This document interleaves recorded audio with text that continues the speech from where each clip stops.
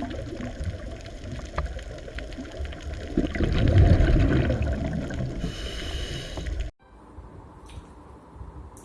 આપણે મેન્ડલનો એક સંકરણનો પ્રયોગ પૂરો કરીએ. મેં તમને હોમવર્કમાં થોડાક લક્ષણો આપ્યા હતા, એને બરાબર કરજો અને એક સંકરણ બરાબર શીખજો. હવે મેન્ડલની જે ગાણિતિક દ્વિપદી આપેલી છે તમારા પુસ્તકમાં પેજ નંબર 74 ઉપર, એના પછીની લીટીઓમાં તમને એ પૂછે જુઓ કે મેન્ડલે F2 ના છોડને સ્વફલન કરાવ્યા અને પછી આગળ એને F3 F4 પેઢી મેળવી તો શું થાય જોઈએ. એને જો F2 માં આપણને ત્રણેય પ્રકારના જનીન પ્રકારના છોડ મળતા હતા. આ રીતે ઊંચા છોડ, સમયુગ્મી ઊંચા, પછી બીજા મળતા હતા વિષમયુગ્મી ઊંચા એટલે ટી સ્મોલ ટી વાળા, અને ત્રીજા સમયુગ્મી નીચા. આ બે છોડ ઊંચા હતા, આ નીચા હતા. તો જુઓ, આ પહેલા આપણે અહીંથી શરૂ કરીએ. આનું આગળ સ્વફલન કરાવો તો શું થાય? આ પિતૃ છોડ ઊંચો,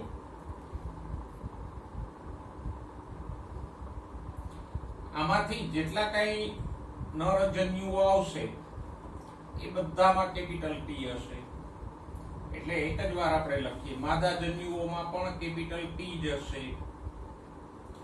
અને આ બે વચ્ચે ફલન થઈ અને આગળની F3 પેઢી મળશે તો એમાં બધા છોડમાં કેપિટલ ટી જ હશે. બધા છોડ ઊંચા જશે.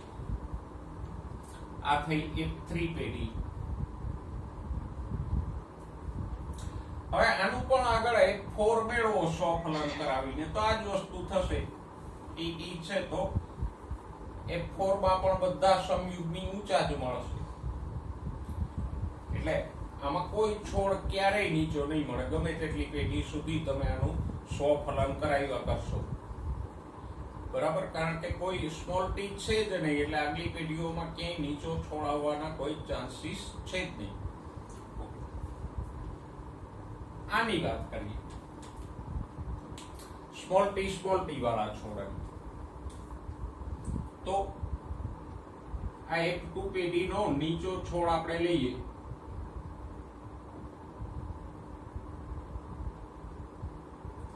તો અહીંયા પણ આના જેવું થશે. જે કઈ જન્યુઓ ઉત્પન્ન થશે બધા નર જન્યુઓમાં સ્મોલ ટી હશે, બધા માદા જન્યુઓમાં સ્મોલ ટી જ આવશે. ફલન થશે તો F3 પેઢીમાં સ્મોલ ટી બધા છોડ કેવા થશે? બે સ્મોલ ટી છે એટલે નીચા જ થશે. આગળ F4 માં પણ નીચા જ થશે. તો જે બે સમયુગ્મી છે, આ સમયુગ્મી ઊંચો અને સમયુગ્મી નીચો, એમાં F3 F4 ગમે તેટલી પેઢી સ્વફલન કરાવશો તો બધા છોડ આમાં ઊંચા જ મળશે, આમાં બધા છોડ નીચા જ મળશે. એમાં કોઈ ફેરફાર થશે નહીં. આ વિષમયુગ્મી ઊંચાની વાત કરીએ તો એમાં શું થાય? તો કે આ છોડ ઊંચો તો છે, સ્વરૂપ પ્રકાર તો ઊંચો છે, પણ જનીન પ્રકાર વિષમયુગ્મી છે. તો અહીંયા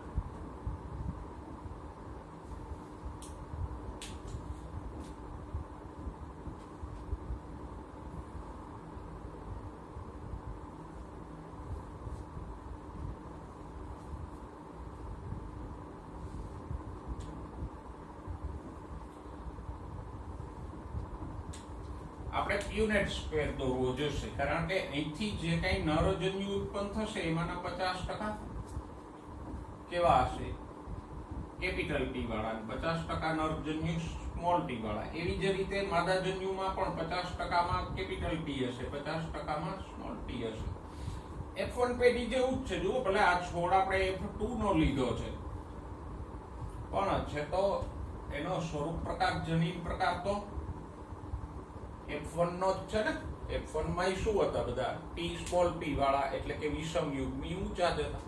તો અહીંયા જે પરિણામ મળશે એ એક સંકરણના F2 નું જ મળશે F3 માં.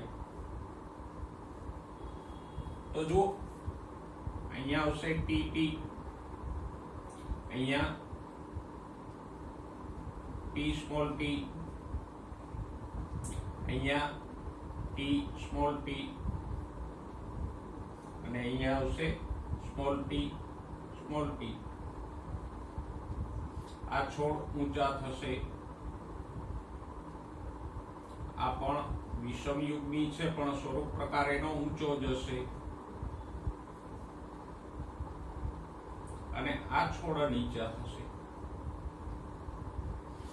તો જો F2 માંથી આપણે સમયુગ્મી ઊંચો અને સમયુગ્મી નીચો લઈએ તો એની F3 F4 બધી પેઢીમાં આમાં બધા ઊંચા થશે, આમાં F3 હોય F4 હોય બધા નીચા થશે.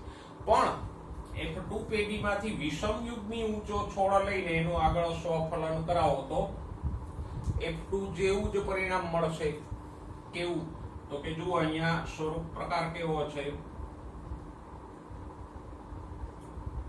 F3 માં તો કે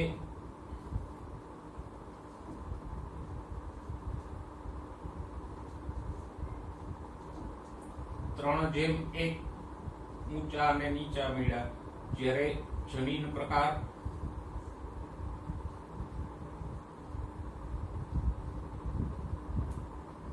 તો કે F2 જેવો જ મળશે, T, T small T, small T, small T. ત્રણેય જનીનો વાળા છોડ મળશે. અને પ્રમાણ કેટલું મળશે તો કે 1:2:1. જે એક સંકરણમાં F2 માં મળ્યું હતું એ જ મળશે, પણ કેમાં? આ વિષમયુગ્મી ઊંચા. બરાબર? તો આ રીતે જો F2 પેઢીના જે ત્રણેય પ્રકારના છોડ હતા, ટી સ્મોલ ટી અને સ્મોલ ટી સ્મોલ ટી, એ ત્રણેય છોડનું આગળ આપણે સ્વફલન કરાવીએ તો F3 F4 માં આપણને આ જ રીતે છોડ મળશે. બરાબર? તો જો એક સંકરણ સમજાતું હોય તો આ સહેલાઈથી સમજાઈ જાય એવું છે.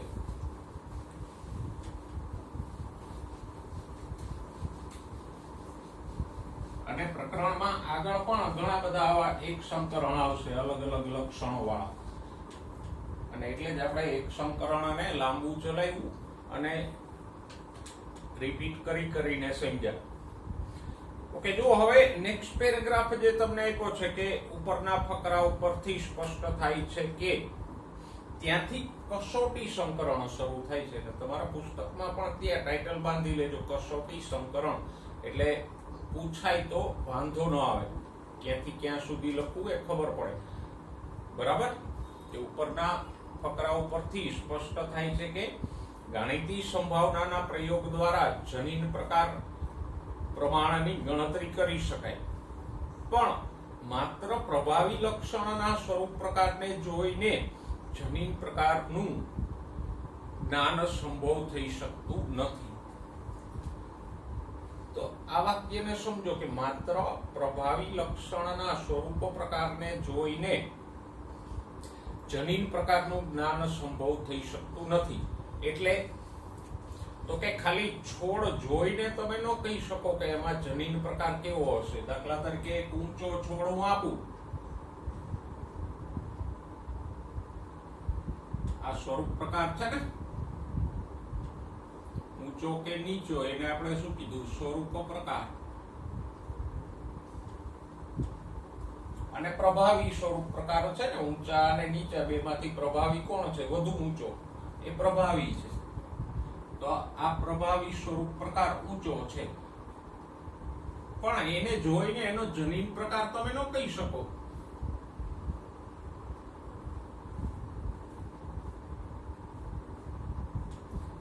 ઊંચો છોડ તો આવો હોય, સમયુગ્મી ઊંચો હોઈ શકે અને વિષમયુગ્મી ઊંચો પણ હોઈ શકે. તો એક ઊંચો છોડ આપણને કોઈ આપે તો જોઈને કેમ ખબર પડે કે આ સમયુગ્મી ઊંચો છે કે વિષમયુગ્મી પાછું વાક્ય વાંચો કે માત્ર પ્રભાવી લક્ષણનો સ્વરૂપ પ્રકાર. પ્રભાવી સ્વરૂપ પ્રકાર એટલે ઊંચો. દાખલા તરીકે જોઈને જનીન પ્રકારની સંરચનાનું જ્ઞાન થઈ શકતું નથી. એટલે કે ખાલી ઊંચો છોડ જોઈને નક્કી ન કરી શકાય કે સમયુગ્મી ઊંચો છે કે વિષમયુગ્મી ઊંચો છે. તો એ જાણવા માટે જે સંકરણ કરાય એને કહેવાય કસોટી સંકરણ. કસોટી સંકરણ એટલે શું? તો કે આ જાણવા માટે જે સંકરણ કરાય કે પ્રભાવી સ્વરૂપ પ્રકાર વાળો છોડ સમયુગ્મી છે કે વિષમયુગ્મી, એ જાણવા માટે જે સંકરણ કરાય એને શું કહેવાય? કસોટી સંકરણ. બીજું અહીંયા હું વ્યાખ્યા લખું તો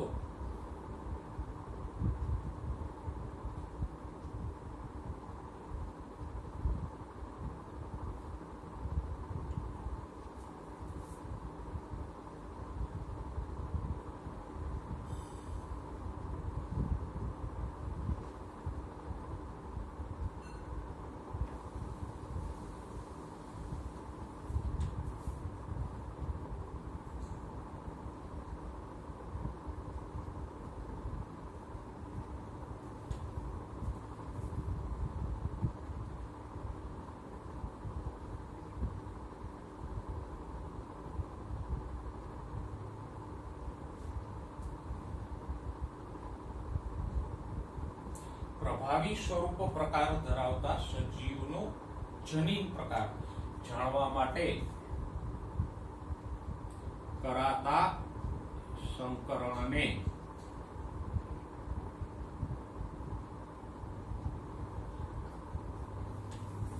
શું કહેવાય? તો કે કસોટી સંકરણ. આમે કસોટી એટલે પરખ કરવી, પરીક્ષણ, ટેસ્ટ કરવો. તો અહીંયા આપણે શું ટેસ્ટ કરવાનું છે?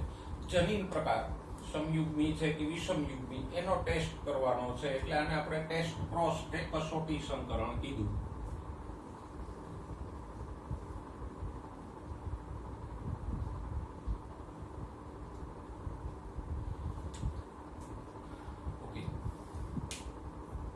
હવે અહીંયા ફક્ત પ્રભાવી સ્વરૂપ પ્રકારનું જ શું કામ એને આપણે વાત કરી? તો કે પહેલા તો એ સમજી લો કે પ્રભાવી સ્વરૂપ પ્રકાર એટલે કોણ?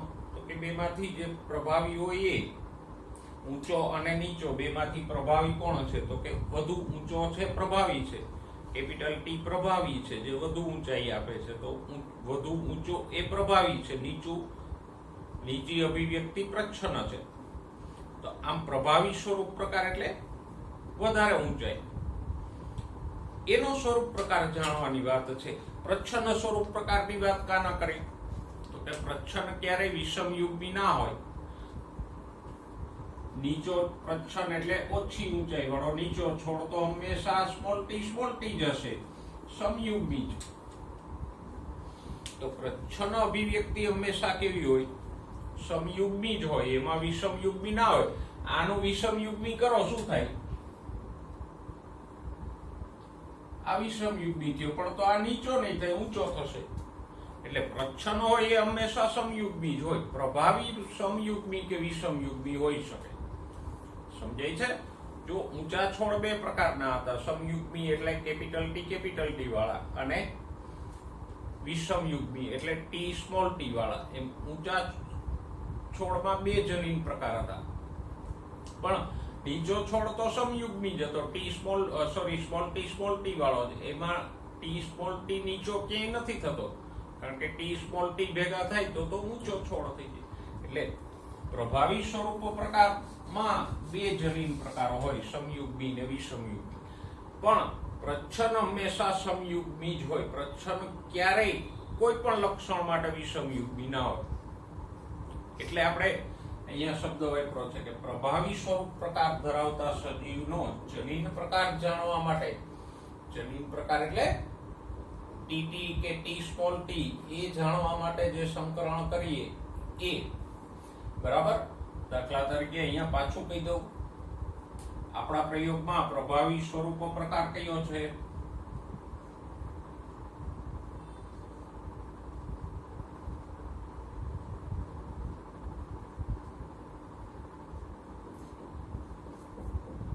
પહેલા તો એક એ સ્વરૂપ પ્રકાર આપણી પાસે બે હતા.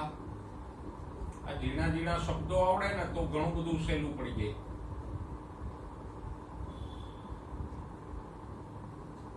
કયા બે હતા? તો કે ઊંચો છોડ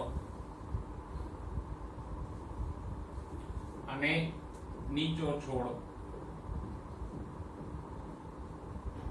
એવી જ રીતે ગોળ બીજ, ખરબચડા બીજ, એ બધું શું છે? સ્વરૂપ પ્રકાર કે અભિવ્યક્તિ. પણ એ સ્વરૂપ પ્રકારમાંથી ઊંચો છે એ પ્રભાવી સ્વરૂપ પ્રકાર છે, જ્યારે નીચું હોવું એ પ્રચ્છન્ન સ્વરૂપ પ્રકાર છે.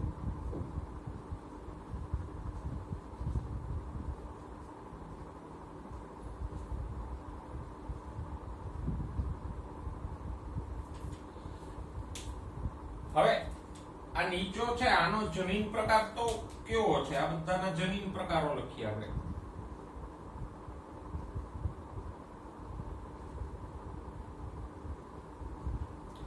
તો કે આમાં નીચામાં તો એક જ જનીન પ્રકાર આવશે, સમયુગ્મી.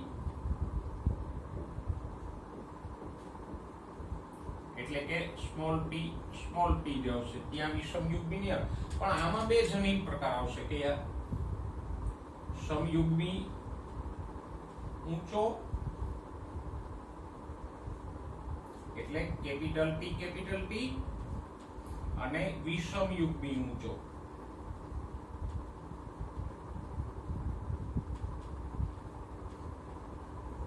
Capital P small p. તો આમાં કઈ જાણવાની જરૂર નથી. નીચો છોડ હોય તો સમયુગ્મી જ હોય, એટલે કે પ્રચ્છન્ન સ્વરૂપ પ્રકાર હોય એ સમયુગ્મી જ હોય, ક્યારેય વિષમયુગ્મી ના હોય. પણ ઊંચા છોડમાં આપણને કેમ ખબર પડે કે આ સમયુગ્મી ઊંચો છે કે વિષમયુગ્મી? અંદર દેખાય થોડું કે છોડ ઉપર લેબલ થોડું મારેલું હોય કે TT કે T સ્મોલ t. તો કોઈ ઊંચો છોડ લ્યો એ સમયુગ્મી છે કે વિષમયુગ્મી એ જાણવા માટે જે સંકરણ કરાય એને કહેવાય કસોટી સંકરણ. પાછું પ્રભાવી સ્વરૂપ પ્રકાર ધરાવતા સજીવનો જનીન પ્રકાર જાણવા માટે કરાતા સંકરણને શું કહેવાય? કસોટી સંકરણ. એટલે કે આપણે એ જાણવાનું છે અહીંયા કે આપેલો છોડ છે ઊંચો તો છે જ, પણ એ સમયુગ્મી છે કે વિષમયુગ્મી છે. અને કસોટી સંકરણ હંમેશા પ્રચ્છન્ન પિતૃ સાથે કરાય.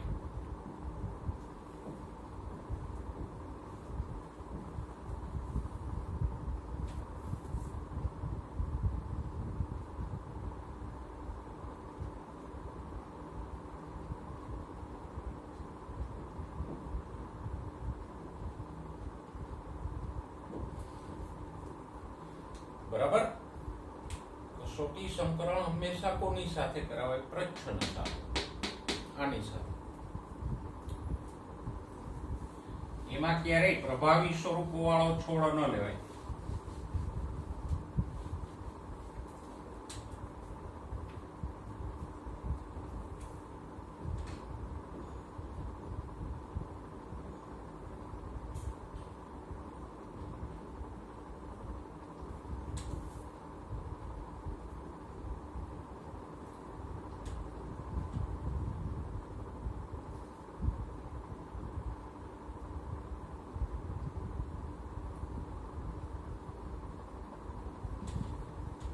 તો આટલું સમજાઈ ગયું. આપણે ભણીએ છીએ શું? કસોટી સંકરણ શેના માટે કરાય? તો કે કોઈ છોડ કે સજીવ સમયુગ્મી છે કે વિષમયુગ્મી એ જાણવા માટે કરાય. અને કસોટી સંકરણ કેવી રીતે કરાય? તો કે એક આપણે જેના વિશે જાણવું છે એ છોડ લેવાનો, અને સામે બીજો કયો છોડ લેવાનો? પ્રચ્છન્ન સ્વરૂપ પ્રકાર વાળો. બરાબર?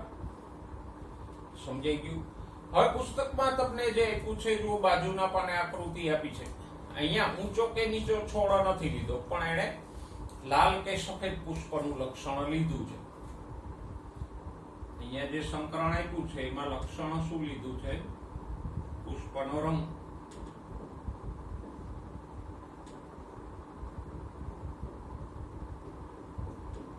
એની અભિવ્યક્તિઓ તમે જાણો છો.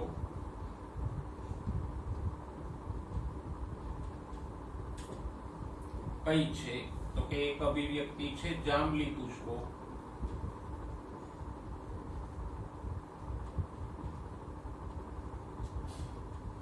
અને બીજી અભિવ્યક્તિ છે સફેદ પુષ્પો.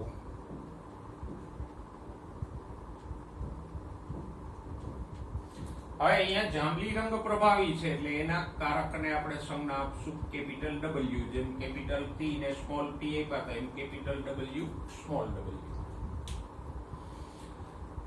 હવે પુસ્તકમાં જે આકૃતિ આપી છે એ જ પ્રમાણે હું પેલા લખું. જો એક જાંબલી છોડ લીધો છે, જાંબલી પુષ્પો વાળો, સોરી,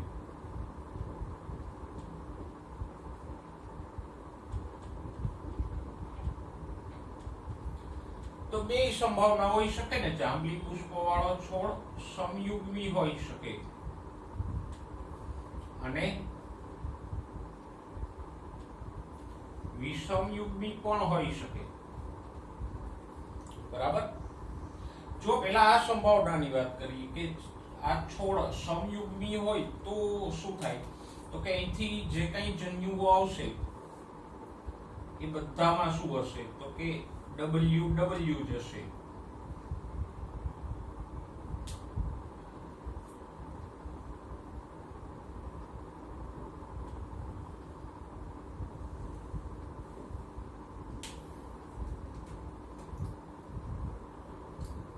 બધા જન્યુઓમાં શું હશે, કેપિટલ W જશે. ઓકે, તો આ એક પિતૃની પહેલી સંભાવના લીધી. એક પિતૃ તરીકે આપણે કોણ લીધો, આ પ્રભાવી સ્વરૂપ પ્રકાર વાળો એટલે કે જાંબલી પુષ્પો વાળો છોડ લીધો.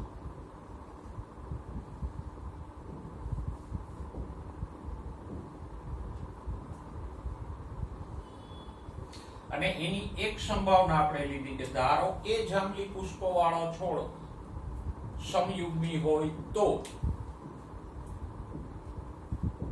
એ WW વાળો થાય ને એના બધા જન્યુઓ માં W જ હોય. પણ સામે બીજો પિતૃ લેવો પડે ને તો સંકરણ થાય ને. બીજા પિતૃ તરીકે આપણે કોણ લેવાનો છે, પ્રચ્છન્ન છોડ લેવાનો છે, સફેદ પુષ્પો વાળો. પ્રચ્છન્ન અહીંયા કોણ છે, સફેદ પુષ્પો વાળો. અને સફેદ પુષ્પો વાળા છોડમાં શું હોય, કેપિટલ W સ્મોલ w હોય. અને એના જન્યુઓમાં તો કે 50% જન્યુઓ કેપિટલ W વાળા હશે ને 50% સ્મોલ w વાળા હશે. જો પેલા જેવું જ છે, ટી સ્મોલ ટી હતું તો નહોતા અડધા જન્યુઓમાં કેપિટલ ટી આવતો તો અડધામાં સ્મોલ ટી આવતો. તો અહીંયા એ જ. હવે સંકરણ કરો, આ યુનિટ સ્ક્વેર જ છે. થોડોક આપણે આમ સીધો દોર્યો છે, ઓમાં તમે આમ આડો દોરતા હતા. સ્ક્વેર જ છે, ખાલી આમ કર્યો છે. અહીંયા આંગળી રાખો, આ છોડ કેવો થશે, તો કે અહીંથી કેપિટલ W, આ સ્મોલ w, અહીંયા W W, અહીંયા તો કે કેપિટલ W કેપિટલ W, અહીંયા W, અહીંથી સ્મોલ w. સ્વરૂપ પ્રકાર લખો. જુઓ આ કેવો થશે, WW છે એટલે ઓબ્વિયસલી જાંબલી થશે. આ પણ કેવો થશે, જાંબલી, કારણ કે કેપિટલ W પ્રભાવી છે તો જાંબલી થશે.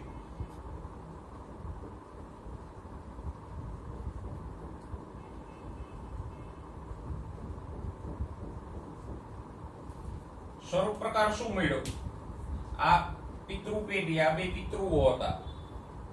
આ F1 પેઢી થઈ. આખી આ ચારેય છોડ શેના છે, F1 ના છે. આપણે અહીંયા F1 સુધી જ જવાનું છે, F2 નથી શોધવાની કસોટી સંકરણ. તો અહીંયા થેન્ક યુ ભાઈ, આ એક જરા અહીંયા ભૂલ થઈ ગયો. જો અહીંયા બે માં સ્મોલ w જ આવશે. ઉતાવળે મેં ખોટું લખી નાખ્યું. તો હવે અહીંયા શું આવશે, જો અહીંયા લખો તો W સ્મોલ w, અહીંયા પણ W સ્મોલ w. અહીંયા કેપિટલ W, અહીંથી સ્મોલ w, અને અહીંયા મૂકો તો અહીંથી કેપિટલ W, અહીંથી સ્મોલ w.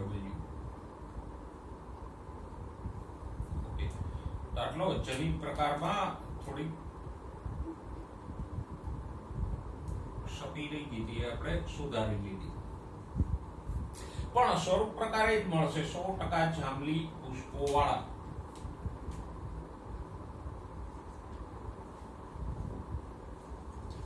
આપણે એક સંભાવના ચકાસી કે આપણો લીધેલો છોડ જેની કસોટી કરવાની છે એ જો સમયુગ્મી હોય તો ની વાત છે. પણ જાંબલી પુષ્પો વાળો છોડ છે તો વિષમયુગ્મી હોય ને કે ના હોય? તો અહીંયા આપણે બીજી સંભાવના લીધી કે જો એ વિષમયુગ્મી એટલે W સ્મોલ w વાળો હોય તો શું થાય, એને આ બાજુ લખીએ.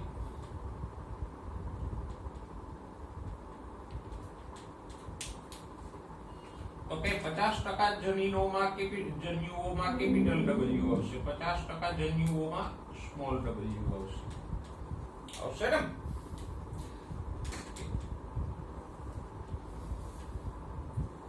આ દોરો પ્યુનેટ સ્ક્વેર.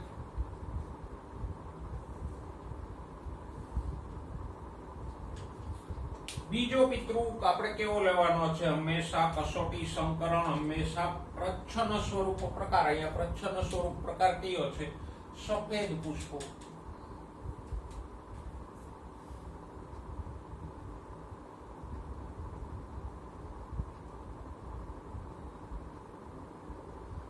એટલે આવશે સ્મોલ w સ્મોલ w, અને એના બધા જ જન્યુઓમાં સ્મોલ w જ આવશે, કે કેપિટલ આવશે જ નહીં. બરાબર.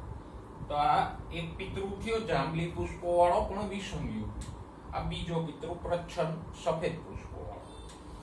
અહીંયા સંકરણ થાય તો શું આવે? w small w. અહીંયા આંગળી મૂકો તો અહીંથી w, અહીંથી સ્મોલ w.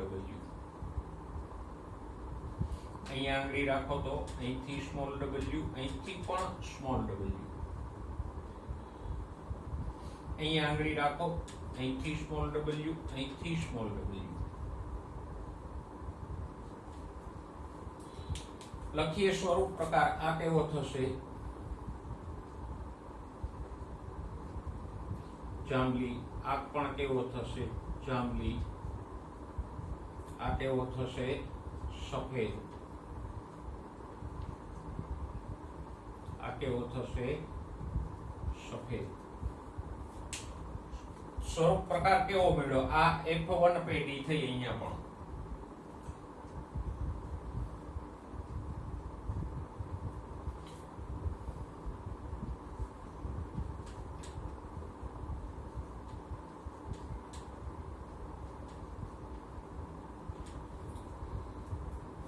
તો કે અહીંયા 1:1 મળશે. જુઓ, 4 માંથી 2 જાંબલી છે અને 2 સફેદ છે, એટલે શું થયું? 50-50% અથવા 1:1 જાંબલી અને સફેદ બંને મળશે.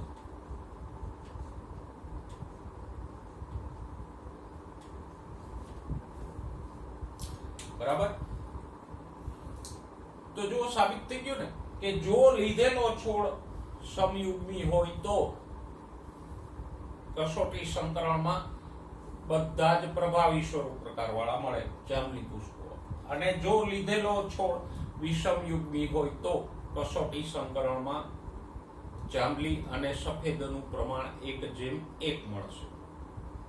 ના, આમ તારણ ન હોય, ઊંધા તારણ હોય કે જો કસોટી સંકરણમાં બધા જ પ્રભાવી સ્વરૂપ પ્રકાર વાળા મળે તો લીધેલો છોડ કેવો હોય?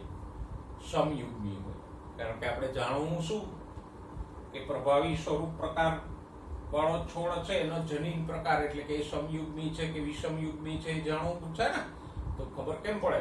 તો કે જો આપણે આ છોડનું, જાંબલી પુષ્પો વાળા છોડનું પ્રચ્છન્ન એટલે સફેદ પુષ્પો વાળા છોડ સાથે સંકરણ કરાવીએ અને F1 પેઢીમાં બધા જાંબલી પુષ્પો વાળા મળે, મતલબ કે આ છોડ સમયુગ્મી છે. અને જો કસોટી સંકરણમાં આપણને 50-50% મળે તો છોડ વિષમયુગ્મી હોય. હવે અહીંયા આપણે બે સંકરણ ના કરાવવાના રહીએ. પ્રેક્ટિકલી તો આપણે એક જ સંકરણ કરાવવાનું રહીએ. એક જાંબલી પુષ્પો વાળો છોડ લ્યો અને બીજો સામે પ્રચ્છન્ન એટલે સફેદ પુષ્પો વાળો લ્યો. બે વચ્ચે સંકરણ કરાવો, જે બીજ મળે એને ઉગાડો અને F1 પેઢીના છોડ જુઓ. જો બધામાં જાંબલી પુષ્પો હોય, મતલબ કે જે છોડ લીધો છે એ કેવો છે? પિતૃ છોડ સમયુગ્મી છે. અને જો F1 પેઢીમાં અડધા જાંબલી પુષ્પો વાળા અને અડધા સફેદ પુષ્પો વાળા મળે, મતલબ કે એ પિતૃ છોડ લીધો છે કેવો છે? વિષમયુગ્મી.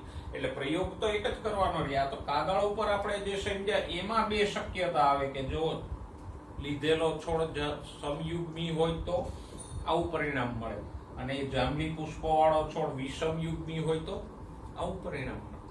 બરાબર?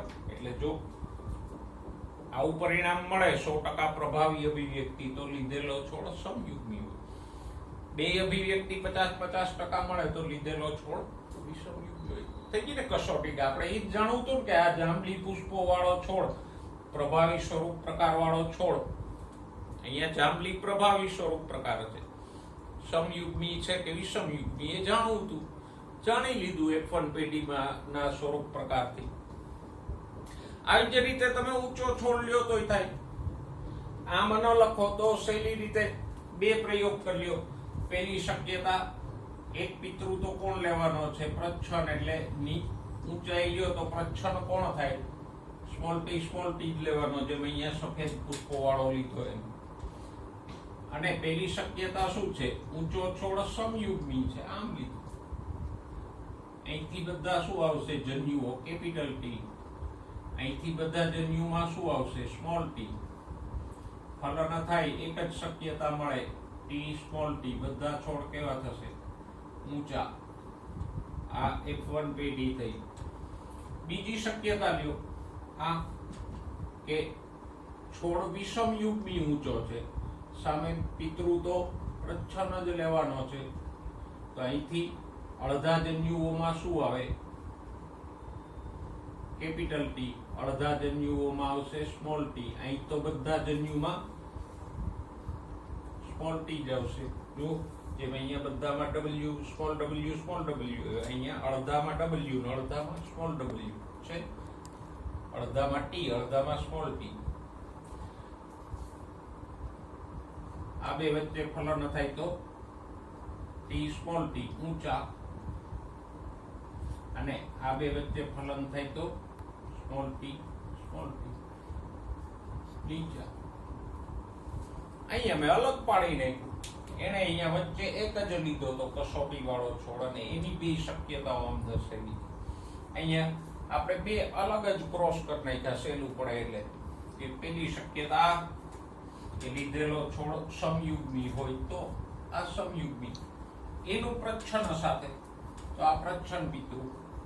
બીજી શક્યતા, લીધેલો છોડ વિષમયુગ્મી હોય તો આ લીધેલો છોડ વિષમયુગ્મી, એનો પ્રચ્છન્ન પિતૃ. પરિણામ જુઓ, લીધેલો છોડ સમયુગ્મી હોય તો બધામાં પ્રભાવી અભિવ્યક્તિ, અહીંયા બધા ઊંચા, અને લીધેલો છોડ વિષમયુગ્મી હોય તો 50-50%. સાહેબ તો આમય લખી શકાય. આ એક જ શક્યતાને બે બાજુ દર્શાવી છે. કોઈ પણ રીતે લખવા દોરવાની પદ્ધતિ બદલાણી, વાત તો એક જ છે. તો કસોટી સંકરણ સમજાઈ ગયું. પહેલા આને સમજો. કસોટી સંકરણ કોને કહેવાય? તો તે પ્રભાવી સ્વરૂપો પ્રકાર ધરાવતો છોડ, જનીન પ્રકાર એટલે કે સમયુગ્મી છે કે વિષમયુગ્મી એ જાણવા માટે જે સંકરણ કરાય એ કસોટી સંકરણ. અને કસોટી સંકરણ હંમેશા કોની સાથે કરાવાય? પ્રચ્છન્ન સાથે કરાવાય. અહીંયા પ્રચ્છન્ન સફેદ પુષ્પો વાળો છે, અહીંયા પ્રચ્છન્ન નીચો છોડ છે. અને ખબર કેમ પડે કે પ્રભાવી સ્વરૂપ પ્રકાર વાળો છોડ સમયુગ્મી છે કે વિષમયુગ્મી? એટલે તો કે જો કસોટી સંકરણના પરિણામે F1 પેઢીમાં બધા જ પ્રભાવી અભિવ્યક્તિ વાળા મળે તો છોડ સમયુગ્મી હોય, અને F1 માં બે અભિવ્યક્તિ 50-50% મળે તો છોડ વિષમયુગ્મી હોય. That's all. પ્રેક્ટિકલી તો આપણે એક જ પ્રયોગ કરવાનો છે. પરિણામ બે માંથી એક મળશે F1 માં, કાં આવું મળશે કાં આવું મળશે, તારણ નીકળી જશે. સિમ્પલ છે. જો મેન્ડલે જે એક સંકરણનો પ્રયોગ કર્યો હતો એ આપણે ભણ્યા ને, એનાથી આગળ આપણે કસોટી સંકરણ, એમ બે મુદ્દા કે બે પ્રયોગો આપણે ભણ્યા. હવે મેન્ડલે એક સંકરણના પ્રયોગો ઉપરથી બે નિયમો આપ્યા. મેન્ડલે ટોટલ આનુવંશિકતાના 3 નિયમો આપ્યા હતા, પણ એમાંના બે નિયમો છે એને એક સંકરણના પ્રયોગ ઉપરથી આપ્યા. અને બે નિયમ આપણે એક સંકરણના પ્રયોગ દરમિયાન ભણી ગયા. કયા બે? તો કે પહેલો નિયમ હતો પ્રભુતાનો નિયમ. આ મેન્ડલનો પહેલો નિયમ આપણે જોઈએ, પ્રભુતાનો નિયમ. બરાબર. તો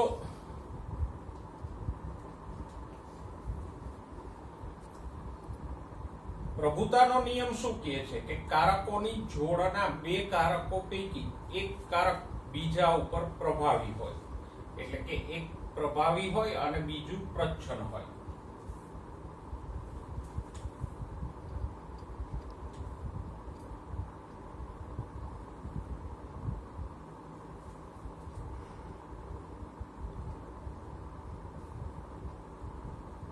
કારકોની જોડ, સાચો શબ્દ આમ આપણે કહી શકીએ, બે વૈકલ્પિક કારકો.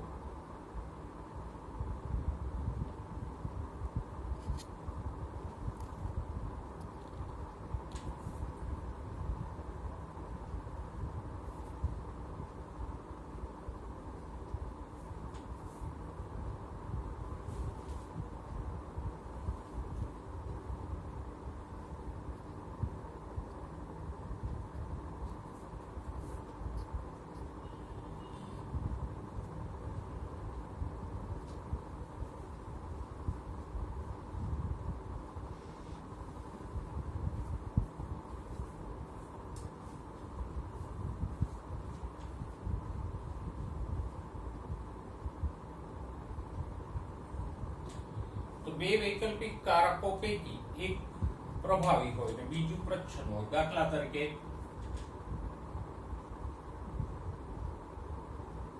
ઊંચાઈ માટેના બે વૈકલ્પિક કારકો કયા છે? કેપિટલ ટી અને સ્મોલ ટી એકબીજાના વૈકલ્પિક કારકો છે. પુષ્પના રંગ માટેના વૈકલ્પિક કારકો કયા છે? W અને સ્મોલ w એ બે એકબીજાના વૈકલ્પિક કારકો છે. વૈકલ્પિક કારકોની વ્યાખ્યા આપણે એવી કરી ગયા હતા કે એક જ લક્ષણના બે કારકોને આપણે વૈકલ્પિક કારકો કહીએ. તો ટી, સ્મોલ ટી એકબીજાના વૈકલ્પિક કારકો છે. તો એ પૈકી કેપિટલ ટી સ્મોલ ટી ઉપર પ્રભાવી છે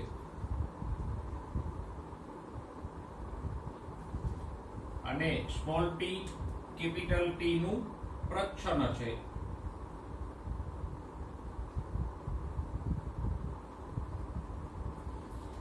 પ્રભાવી આપણે કોને કહીએ? તો કે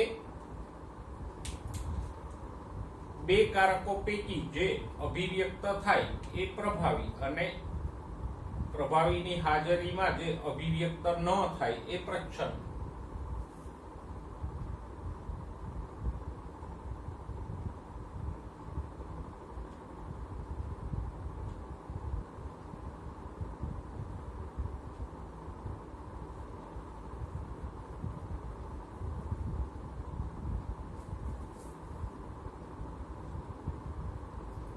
બે વૈકલ્પિક કારકો જ્યારે જોડમાં હોય, દાખલા તરીકે આમ, જ્યારે ટી અને સ્મોલ ટી ભેગા થાય, જોડીમાં આવે ત્યારે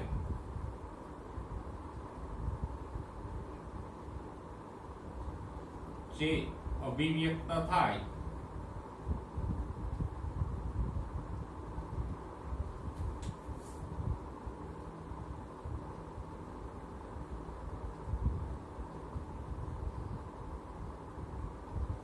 તે પ્રભાવી અને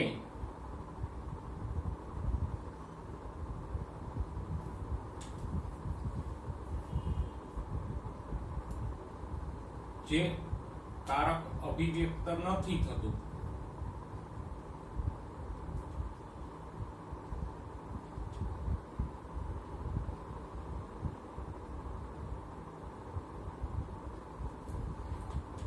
એ પ્રચ્છન્ન.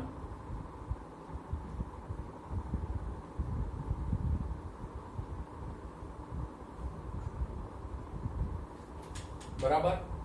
તો આપણે પહેલા પ્રભુતાનો નિયમ લખ્યો કે પ્રભુતાનો નિયમ એટલે મેન્ડલે શું કીધું, તો કે મેન્ડલે એના પ્રયોગો ઉપરથી એવું તારણ આપ્યું કે બે વૈકલ્પિક કારકો ઉપર પૈકી એક કારક છે એ બીજા ઉપર પ્રભાવી હોય અને બીજું કારક પ્રચ્છન્ન હોય.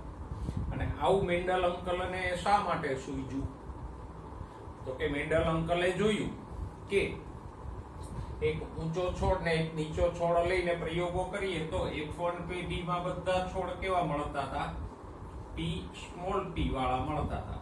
પણ સ્વરૂપ પ્રકાર એનો કેવો હતો, તો કે આ બધા છોડ ઊંચા હતા. તો આ F1 પેઢીના બધા છોડ ઊંચા શા માટે થતા હતા? સાથે સાથ પ્રયોગમાં એવું થયું કે એને ગોળ બીજ ને ખરબચડા બીજ લીધા તો F1 માં બધા ગોળ બીજ વાળા હતા. પીળા બીજ ને લીલા બીજ વાળા લઈને પ્રયોગ કર્યો તો એમાં F1 માં બધા પીળા બીજ વાળા હતા. તો આ છોડ ઊંચા શા માટે થાય, તો કે આ છોડ ઊંચા તો જ થાય જો કેપિટલ T પ્રભાવી હોય ને સ્મોલ t પ્રચ્છન્ન હોય તો જ આ છોડ ઊંચા થાય. એટલે મેન્ડલે એવો તર્ક લગાવ્યો એને F1 પેઢીમાં બધા ઊંચા મળ્યા એટલે એને તર્ક લગાવ્યો કે બે કારકો પૈકી કેપિટલ T પ્રભાવી છે ને સ્મોલ t પ્રચ્છન્ન છે. આને જ કહેવાય પ્રભાવીપણાનો નિયમ. જો બે કારકો સરખે સરખા હોત, એકેય પ્રભાવી કે એકેય પ્રચ્છન્ન ના હોત તો આ છોડ મધ્યમ ઊંચાઈ વાળા મળત. પણ મધ્યમ ઊંચાઈ વાળા ન મળ્યા. શા માટે, તો કે કેપિટલ T પ્રભાવી છે. બેનો પ્રભાવ કે અભિવ્યક્તિ બરાબર એની નથી. એક અભિવ્યક્ત થાય છે, બીજાને દબાવી દે છે. તો આને કહેવાય પ્રભુતાનો નિયમ. ઓકે, પ્રભુતાના નિયમમાં પુસ્તકમાં તમને એક બે બીજા તારણો એ પાસે એને હું અહીંયા લખી લઉં કે મેન્ડલની એક ધારણા તો એવી હતી કે લક્ષણોનું નિર્ધારણ કે નિયંત્રણ કારકો નામના સ્વતંત્ર એકમો દ્વારા થાય છે.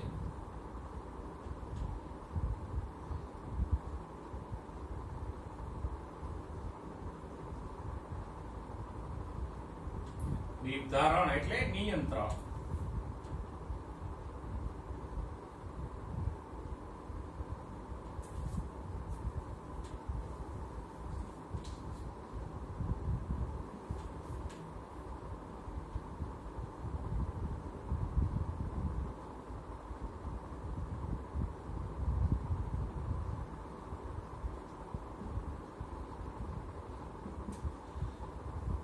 ઓકે, મેન્ડલ હવે ત્યારે જાણતો નહોતો એટલે એને કારક એવો શબ્દ વાપર્યો. આજે આપણે જાણીએ છીએ કે કારકો એટલે જનીનો, અને આજે આપણે એ સ્વીકારીએ છીએ કે લક્ષણોનું નિયંત્રણ કોણ કરે? જનીનો. જે કોઈ લક્ષણ હોય સજીવમાં એના માટેના જનીનો એનામાં હોય. તો અને બીજી ધારણા મેન્ડલે બાંધી હતી કારકો જોડમાં હોય.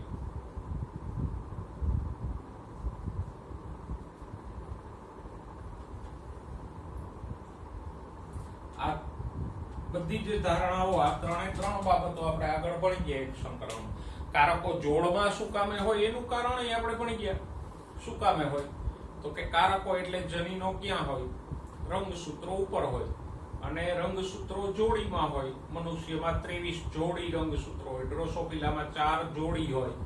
તો રંગસૂત્રો જોડમાં હોય તો રંગસૂત્ર ઉપર આવેલા કારકો એટલે કે જનીનો પણ જોડમાં હોય. મેન્ડલ નહોતો જાણતો છતાંય એ ધારણા આપી ગયો કે કારકો કે જનીનો જોડમાં હોય અને જન્યુઓમાં જોડ પૈકી એક જ કારક આવે. તો આ પ્રભાવીપણાનો નિયમ છે. આ પ્રભાવી કોને કહેવાય એની વ્યાખ્યા છે, અને આ વધારાની બે ધારણાઓ છે. પ્રભુતાનો નિયમ તો આ છે કે જે તમારા પુસ્તકમાં 3જા નંબરનો પોઈન્ટ આપ્યો છે, એ મેં પહેલા લીધું. એ પ્રભાવીપણાનો નિયમ છે. આ પ્રભાવી કોને કહેવાય એની વ્યાખ્યા છે. પ્રભાવી કારક કોને કહેવાય? તો કે બે કારકો ભેગા થાય ત્યારે જે અભિવ્યક્ત થાય એ પ્રભાવી, અને જે ન થાય એ પ્રચ્છન્ન. બરાબર? તો આ પ્રભુતાના નિયમની આપણે વાત કરી. હવે મેન્ડલનો બીજો નિયમ જોઈએ, વિશ્લેષણનો નિયમ. પણ પેલા વિશ્લેષણ શબ્દનો અર્થ સમજી લો. વિશ્લેષણ એટલે શું થાય? જુદું પડવું.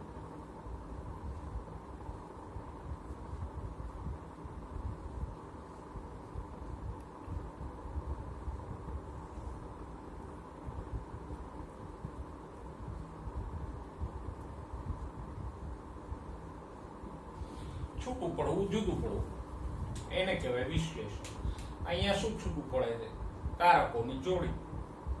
બરાબર? તો પેલા વિશ્લેષણનો નિયમ હું આપણા સાદા શબ્દોમાં લખું કે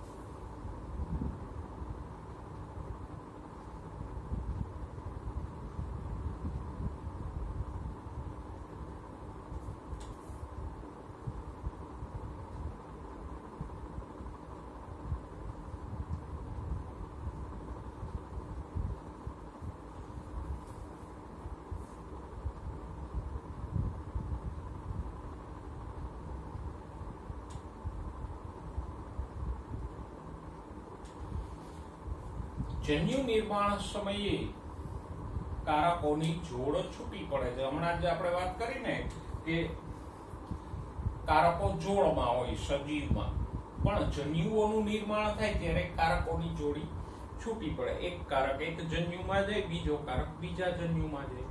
તો આ કારકોની જોડી છૂટી પડી એને શું કહેવાય? વિશ્લેષણ.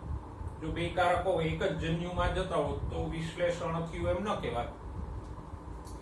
બરાબર? તો આ કારકોની જોડ છૂટી પડે એને શું કહેવાય? વિશ્લેષણ. ક્યારે છૂટી પડે? જન્યુ નિર્માણ સમયે. બરાબર? ઓકે, આ જ વસ્તુ તમે અર્ધીકરણથી સમજી શકો. આજે મેન્ડલનો તો જાણતો, પણ આપણે તો જાણીએ છીએ કે આ એક કોષ છે તો એમાં રંગસૂત્રો જોડીમાં હોય. આ એક જ જોડી રંગસૂત્ર હું અહીંયા દોરું તો આમ, દાખલા તરીકે અહીંયા કેપિટલ P છે આ રંગસૂત્ર ઉપર, અને આ રંગસૂત્ર ઉપર એ જ જગ્યાએ એનો વૈકલ્પિક કારક સ્મોલ p છે. હવે અર્ધીકરણ થશે તો રંગસૂત્રોની સંખ્યા અડધી થઈ જશે, અને એને પરિણામે જે 4 કોષો સર્જાય,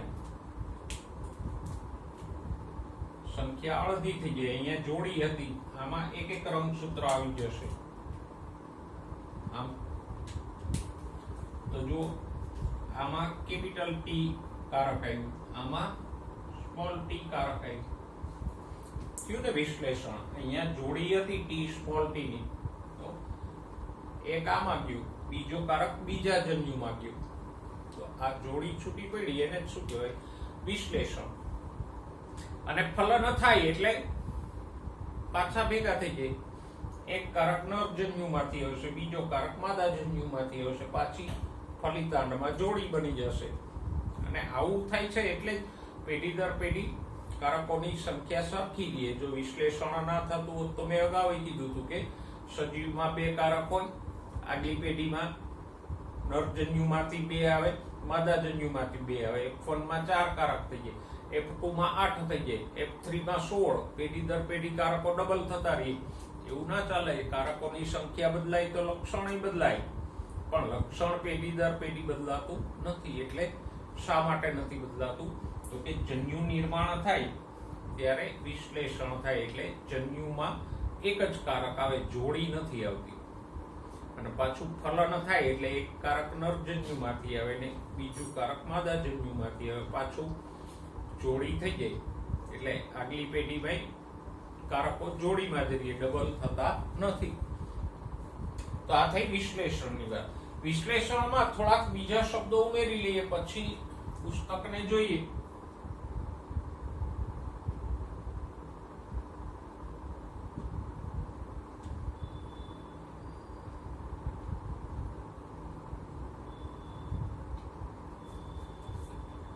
વિશ્લેષણને લીધે જન્યુઓમાં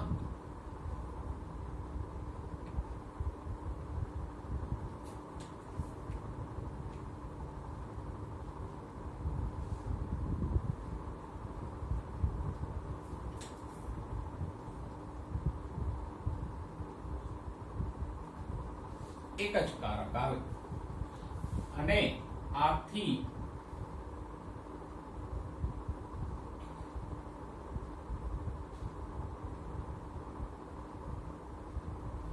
જન્યુઓ કોઈ પણ લક્ષણ માટે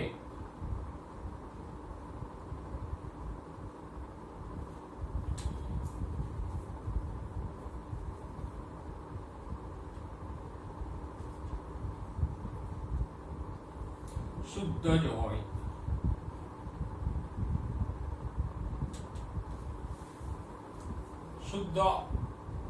શુદ્ધ કોને કીધા? સમયુગ્મી. શુદ્ધ, વિષમયુગ્મી, અશુદ્ધ. અશુદ્ધ તો ન કહેવાય પણ શુદ્ધ એટલે સમયુગ્મી અને વિષમયુગ્મી. તો આ વિષમયુગ્મી છે. જન્યુ ક્યારેય વિષમયુગ્મી ના હોય કારણ કે એમાં તો એક જ કારક છે. જુઓ, આ જન્યુ છે તો એ વધુ ઊંચાઈનું જ કારક ધરાવે છે, આ જન્યુ ઓછી ઊંચાઈનું કારક ધરાવે છે.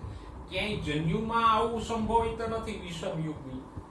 એટલે જન્યુઓ હંમેશા કેવા હોય? કોઈ પણ લક્ષણ હોય શુદ્ધ જ હોય. કારણ તો કે જન્યુ પાસે એક જ કારક છે એટલે હંમેશા કોઈ પણ લક્ષણ માટે શુદ્ધ જ હોય. અને એટલે જ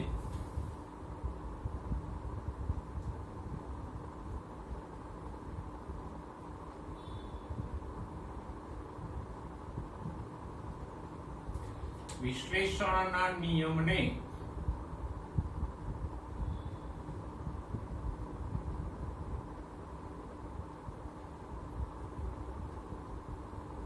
જન્યુઓની શુદ્ધતાનો નિયમ પણ કહેવાય. વિશ્લેષણના નિયમનું બીજું નામ શું છે? જન્યુઓની શુદ્ધતાનો નિયમ.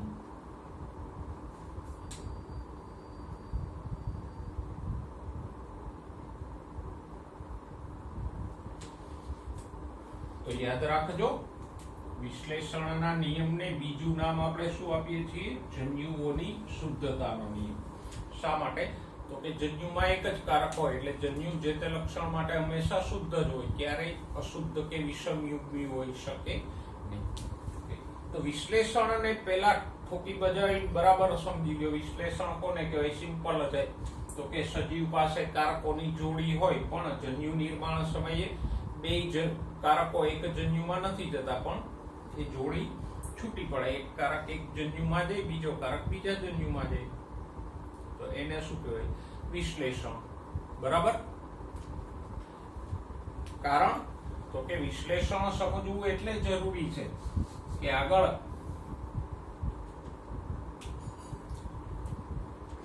વિશ્લેષણના આધારે મેન્ડલે જ એક બીજો નહીં પણ ત્રીજો નિયમ આપ્યો તો મુક્ત વિશ્લેષણ.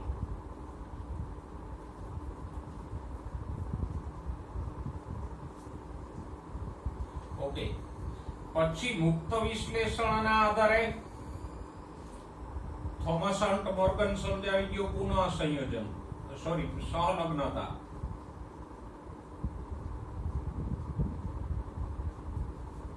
અને સહલગ્નતાના આધારે જ મોર્ગને સમજાવ્યું હતું પુનઃ સંયોજન.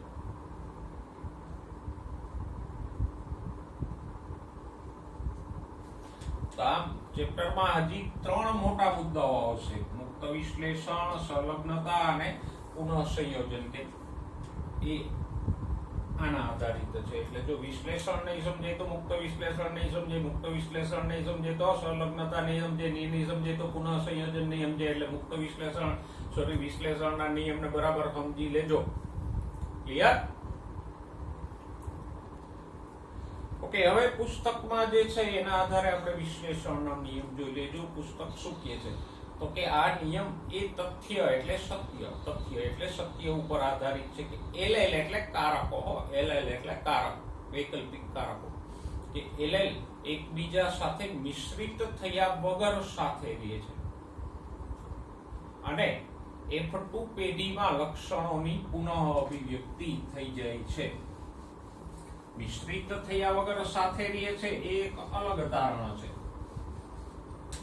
એવું શા માટે કીધું તો કે જુઓ, આપણે આગળ ભણી ગયા કે F1 માં પિતૃ પેઢીમાં એક ઊંચો છોડ હતો, એક નીચો હતો. F1 પેઢીમાં શું આવ્યું તો કે t બધા છોડ કેવા હતા તો કે ઊંચા હતા.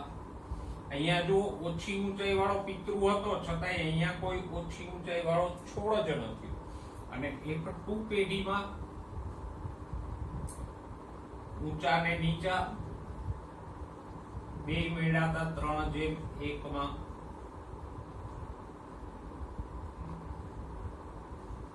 તો અહીંયા નીચો પિતૃ હતો છતાંય અહીંયા કોઈ નીચો છોડ ન મળ્યો. આના પિતૃ કોણ થાય? આ F2 નો પિતૃ કોણ થાય? F1. તો F1 માં કોઈ નીચો નહોતો છતાંય F2 માં નીચા મળ્યા. શા માટે?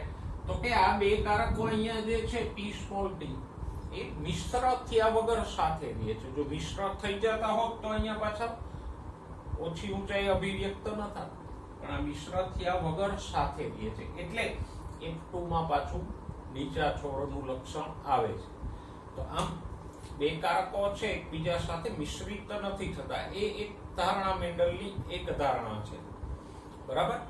અને એટલે જ F2 માં પાછું ઓછી ઊંચાઈનું આ જે લક્ષણ છે અહીંયા અભિવ્યક્ત થાય છે. જો આ બે મિશ્ર થઈ ગયા હોત તો ઓછી ઊંચાઈના નીચા છોડ મળત નહીં. પછી ભલે એક પેઢી એક F1 માં અભિવ્યક્ત થતું હોય કે ન થતું હોય, જો અહીંયા સ્મોલ p F1 માં અભિવ્યક્ત નથી થતું તો F2 માં અભિવ્યક્ત થાય છે, કારણ કે આ બે મિશ્ર થયા નથી. ઓકે, હવે આગળ જુઓ, જન્યુઓના નિર્માણ સમયે કારકો એકબીજાથી અલગ પડે છે. આ જે જોડી હોય કારકની એ અલગ પડે, છૂટી પડે, બરાબર. અને બે પૈકીનું એક જ કારક જન્યુમાં દાખલ થાય. એને શું કહેવાય? વિશ્લેષણ. આપણે અહીંયા લખ્યું છે, બરાબર. તો આગળની જે ધારણા છે આ મિશ્ર થયા વગરની ધારણા, એ મેન્ડલની એક અલગ ધારણા હતી. પણ આ જે વાક્ય આપ્યું છે આપણને કે જન્યુ નિર્માણ સમયે કારકો એકબીજાથી અલગ પડે છે અને બે પૈકીનું એક જ કારક જન્યુમાં આવે, એ વિશ્લેષણનો નિયમ છે, બરાબર.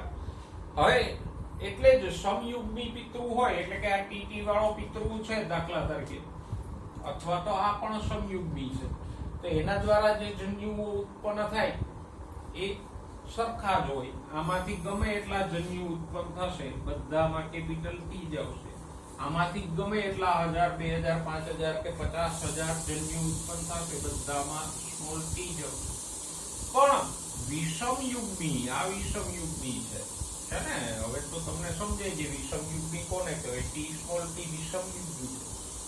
આમાંથી જન્યુઓ ઉત્પન્ન થશે તો 50% એક કારક ધરાવતા હશે અને 50% માં બીજો કારક આવશે. દાખલા તરીકે આ છોડ છે એ 1000 જન્યુ ઉત્પન્ન કરે છે તો 500 માં કેપિટલ T હશે, 500 માં સ્મોલ t હશે, કારણ કે અહીંયા જોડી છે. સિમ્પલ છે. મારી પાસે આવી 50 જોડી પેન છે, હું એનું વિશ્લેષણ કરું, એક આને આપું, એક આને આપું, તો 50% લોકો પાસે બ્લુ પેન આવશે, 50% પાસે ગ્રીન પેન આવશે. સિમ્પલ છે. કારણ કે જોડી છૂટી પડે છે તો અડધા પાસે એક આવશે, અડધા પાસે બીજું આવશે. એમ અહીંયા પણ આ જોડી છૂટી પડે છે કારકોની, તો અડધામાં એક કારક આવશે, અડધામાં બીજો કારક આવશે. તો આજે આપણે કસોટી સમીકરણ જોયું અને મેન્ડલના બે નિયમો, જે આમ તો અગાઉ આપણે ઓલરેડી ભણી જ ગયા હતા, પ્રભુતાનો નિયમ અને વિશ્લેષણનો નિયમ. એ બે નિયમોની ફરીથી ચર્ચા કરી. નેક્સ્ટ ટાઈમ અપૂર્ણ પ્રભાવિતા અને સહપ્રભાવિતાની ચર્ચા કરશું.